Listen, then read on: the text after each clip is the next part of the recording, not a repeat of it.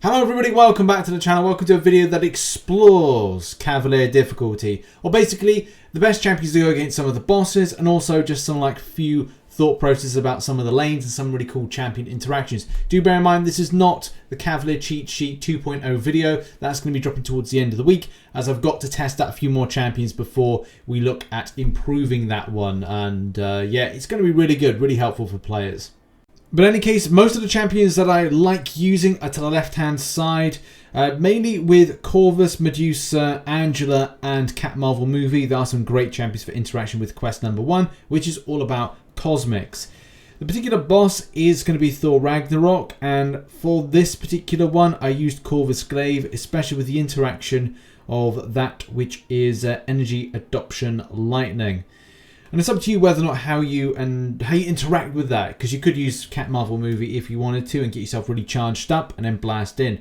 Do bear in mind, Suicide Masters is going to give you that fighting edge over most things, but as well there's going to be some champions that are going to be better than others for this, especially when it comes to Corvus Glaive. There's a lot of great opportunities in the path to build up enough missions to do a nice little spank on the enemy Thor Ragnarok, and was actually pretty enjoyable. Also, something to point out is that I'm going to be going through a lot of the Cavalier difficulty grind over on my live streams on twitch.tv/RichTheMan live. But also, one additional point is that if you want to interact with the poison debuff side of things, then look to your Immortal Abomination, any champion like Black Widow, Clairvoyant, that throws those poisons can be very helpful, especially dealing with that. So again, that's down to a personal choice on what you personally like to take this on. Right, Cavalier quest number 2. This one was a lot of fun, mainly for using those skill champions. Black Widow, Deadly Origin, and Falcon were my MVPs, especially dealing with the skill for distraction, because one has shock and the other one deals pretty well with Mixed Master, which kind of is the whole purpose of the node being kind of bypassed, so to speak. So those two are mine, but you can use any champion that throws Disorientate, and other options are available on the Cavalier cheat sheet, which you should see I may have put a link in the description to it, but that's the old one. The new one will be coming sometime this week. And then we've got Jane Foster Thor as the final boss for this. I used a combination, I think I used Archangel. I don't know if I used Human Torch, I can't remember, because I've 100%ed this now. But there are several other options to take this one down. I would say watch out as best you can with Bubble Shield if you're looking for any advice when it comes to that. There's a Mighty Charge. Keep your distance and use your parry and heavies as clinical as possible. It may be a case you're going to have to really think about right at the very beginning what champions I've got that really are parry heavy centric. I mean, you could use the Domino synergy with doing Incinerates, parry heavy, Warlock, parry heavy is bleed, and several other champions as well. And I think it's just, this is why Human Torch work, because you are ramping up a lot of damage, even though you have to watch out for Mighty Charge and being hit. It's a case you got to time your specials correctly. And any champion I think that does huge stuns could be of value here in order to kind of keep that length of time up that you are hitting into a stunned opponent, rather than relying too much on your block, or at least parry, or at least, you know, yeah, just blocks and parries, which, look, it's going to eat into your Bubble Shield. Before then it becomes really frustrating to hit out.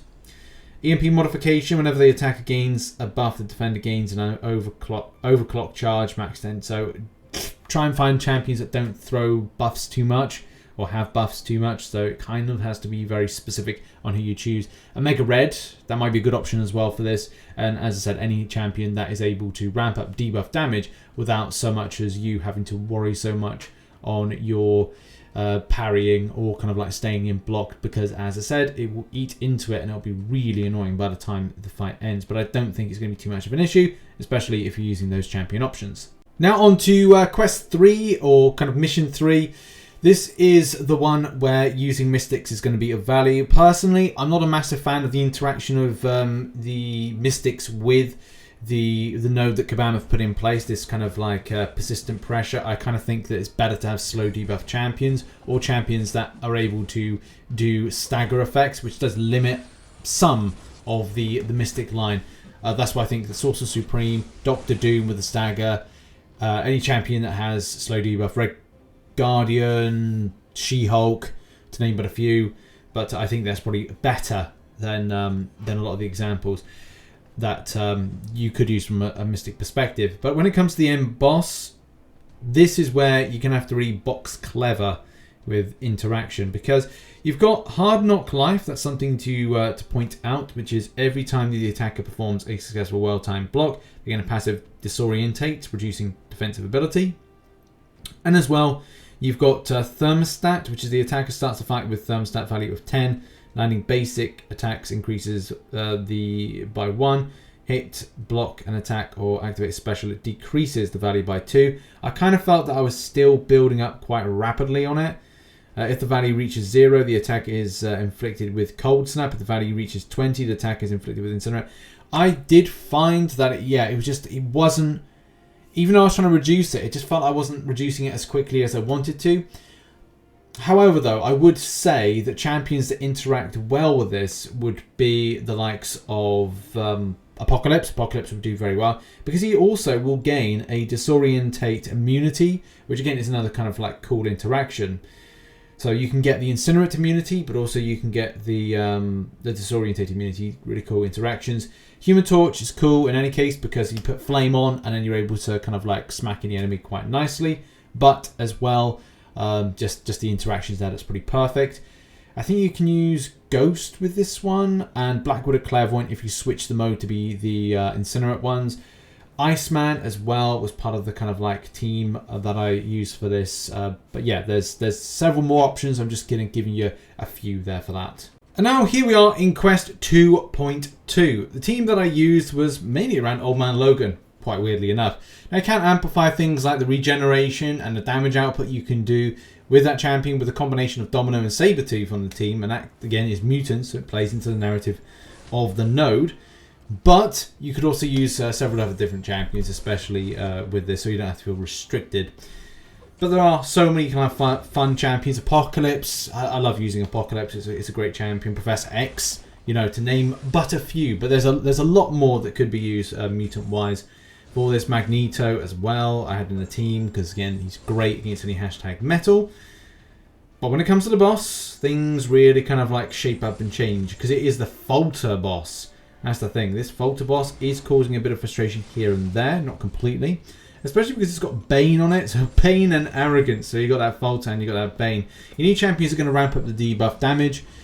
You've got your Nick Furies, you've got your Archangels, more so if you're looking to improve the Horseman synergy, or kind of like add that into the mix.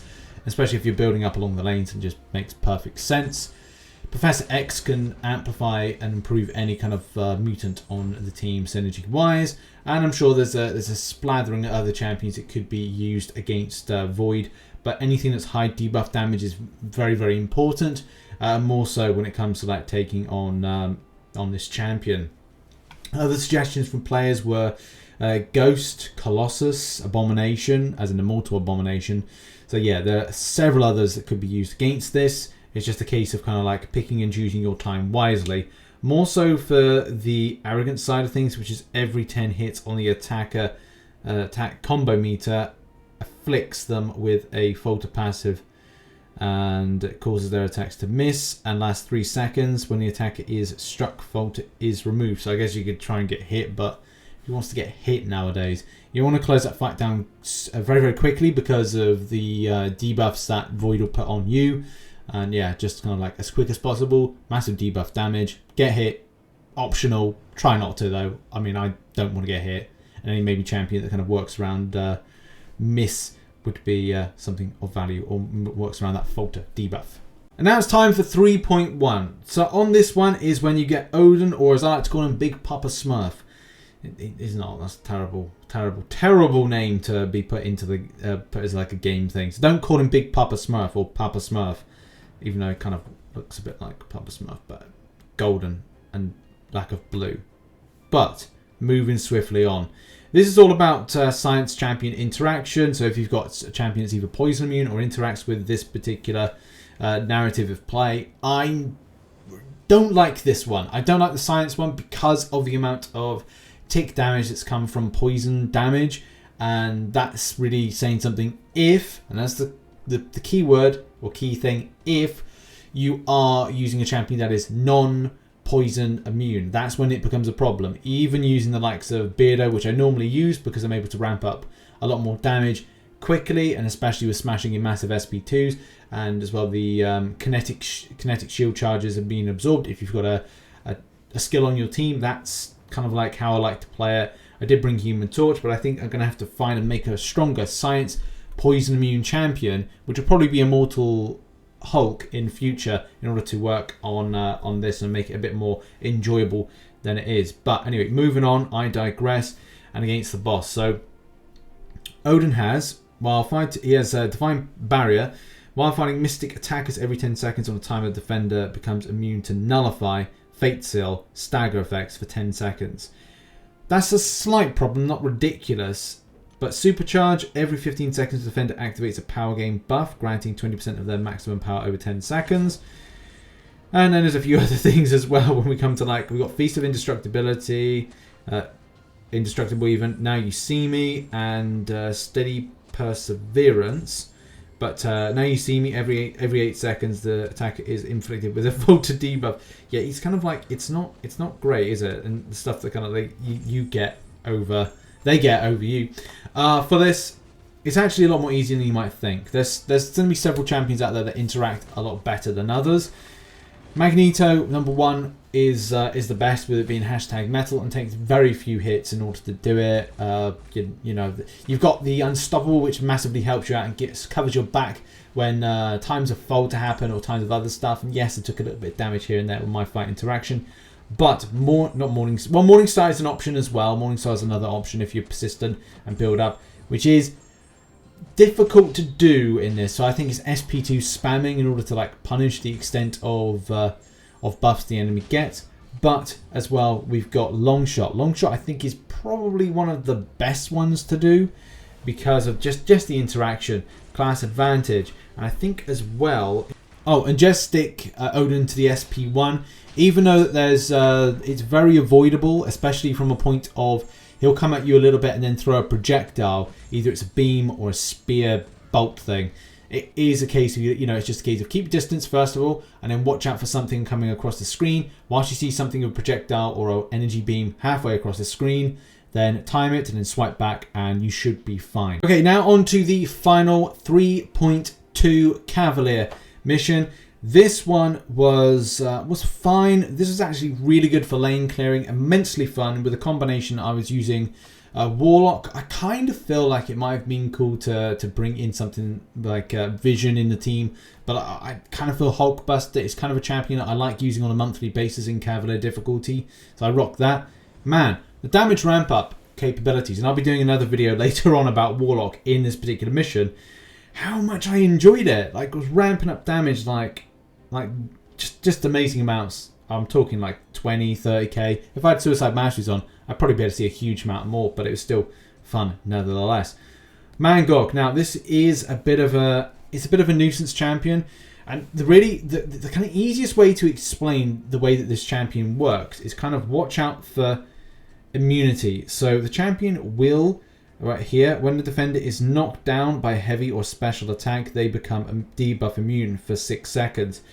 I gotta be honest, I came to a point when I did this for my second run, because the first run was actually just pretty bad, but the second run, I kind of felt that it was better to do no specials, which you kind of think, well, that's a bit weird, but it just felt better. It felt better not to throw any special attacks and just ride the champion out, sticking the champion to the SP1. And one thing to bear in mind is that you've got to watch out for the champion building hatred. Once he gets enraged and goes into like an SP1 or any special attack, he'll go unstoppable and he'll go unblockable. Now it's a lot more easier to avoid the SP1 than the SP2. The SP2 is just like a million times of beams, and you can use champions that interact with evading like Stark Spidey, which is kind of cool. But I would say it is best to just stick to the SP1, because you just have to kind of like swipe back. The champion will kind of like start attacking and then go up into the air, and then that's the point of just watching the champion come down and then swiping back at the right time. I've done a few times where I've been up against the wall and just recovered pretty nicely. but the issue still remains that a champion will build unstoppable. So the best way to interact with that is champions that throw or interact or kind of nullify, but not completely, or suppress by the medium of the slow debuff, which isn't particularly easy if you want to, if you're knocking down a champion or not. And I kind of think that's the thing. You're gonna have to really kind of look into either using like She-Hulk or champions that very easily throw the slow debuff, or Cap Infinity War was my go-to champion for this. And as I said, I didn't throw special attacks because my concern was that doing the hit down, I would need just a little cushion of the parry mastery to be, or the parry or a stun to be used in that particular interaction. So it's just a case of me being cautious with this, and I wanted to be as cautious as possible. Human Torch does work as well for this, and I'd say it's always better to be with Flame on. But do bear in mind, you're going to have to watch out for specials, and as soon as you knock down the opponent, yes, debuff immunity is going to be annoying, but the thing that's going to be really annoying is pushing this champion close to that SP2, and you'll find it's going to be painful when the champion goes unblockable and unstoppable. So try to keep to that SP1 as much as you can. And as well, having a tech on the team is great because you'll have the Petrify debuff on the enemy as well, which helps out the kind of growth of power that the champion might possess. So trying to do that. And I think I made the mistake of not doing too many well-timed blocks, and I should have done. Maybe it would have been best to throw in a Cosmic Champion into the team to allow my Cap to build a armor break. But, shoulda, woulda, coulda, didn't. If it's stupid and it works, it's not stupid. And it worked and it was fine. But, there are a lot of options you could use. I know people have been saying about using Colossus, Ghost for this, Apocalypse. But, I just felt that this really worked. Power advantage, class advantage, and as well, slow debuff could be better options for this. And I'll be experimenting out a bit later on with other champions against this. But, that has been it. I've put a quick write-up and just some notes in the description down below if you wanted to check it out. And thank you very much for watching this video. I'll have one more Cavalier difficulty related video out today, and then I think that's it. I'll probably save an incursions video, or kind of looking at it for, tomorrow or the next day after that, or maybe a stream. But I'll be live streaming more Cavalier difficulty tonight, so look forward to seeing you then. Thanks very much for the support, and I'll see you all soon. Bye-bye.